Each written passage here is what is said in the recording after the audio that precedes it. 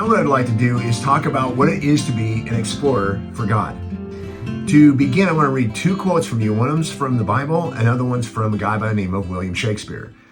But ask the animals, and they will teach you, or the birds of the air, and they will tell you, or speak to the earth, and it will teach you, or let the fish of the sea inform you. Which of all these does not know that the hand of the Lord has done this? In his hand is the life of every creature and the breath of all mankind. So that comes from Job 12, 7 through 10. Amazing quote. The second quote I want to talk to you about is from William Shakespeare. He says, "The earth has music for those that will listen." Okay, so on July 24th, 1969, humanity stepped into a wild unknown and reached a horizon that had never, ever happened before. And it fascinated us. It fascinated our hearts. And man, we just really got to thinking about the future and how it was changing.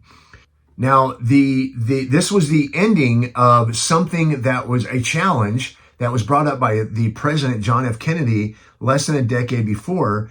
And what he said is we've got to reach further. We've got to reach higher. And so men of great bravery that were explorers by the name of Neil Armstrong, Michael Collins, and Buzz Aldrin came forward. They answered the call and they took a small step that was truly a giant leap for us all. Okay. See, these men went to the moon because in them beat the stout, hungry, wild heart of the explorer. And I'm going to argue that I think that same heart is in all men. In fact, we even see it in Columbus, Lewis and Clark, and Shackleton, and so many others. Now, I love this quote from Buzz Aldrin when he talks about this. He says, "Exploration is wired into our brains. If we can see the horizon, we want to know what's beyond. The spirit of man has always been roused by the call of the wild, the vast reaches of the created universe." And I think that's true. There's something there about us that there's something about this idea of exploring. We want to know what's out there. Again, why, right? So we are attracted by its beauty and mystery and long to experience it fully. So what do I mean by that? When we look at nature, when we look at the world outside of us, we're attracted by it. We're attracted by its beauty, and we want to experience it. We want to go out and find out what's more. So what do I mean? When we see a mountain range and wonder what it would be like to scale its full heights, I know I've done that before, and I've had that inside of me. When we see, when we see the ocean and we want to surf on it, we want to feel that unpredictable power that is there.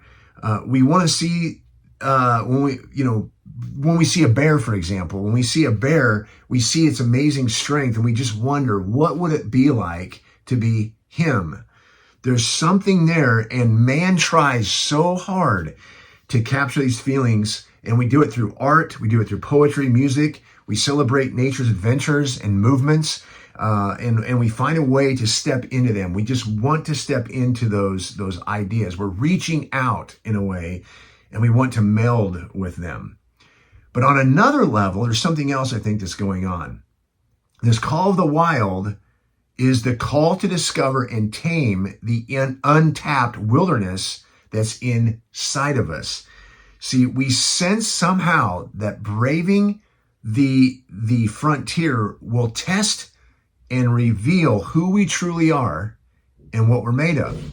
So we hunger for the physicality, the struggle, and strain against the power of nature, ultimately with the hope that we'll be able to flow with that same power to express the wilderness in our hearts with the mastery of the lion, the bear, or the hawk. So by exploring the world, we hope to explore and become what we truly are.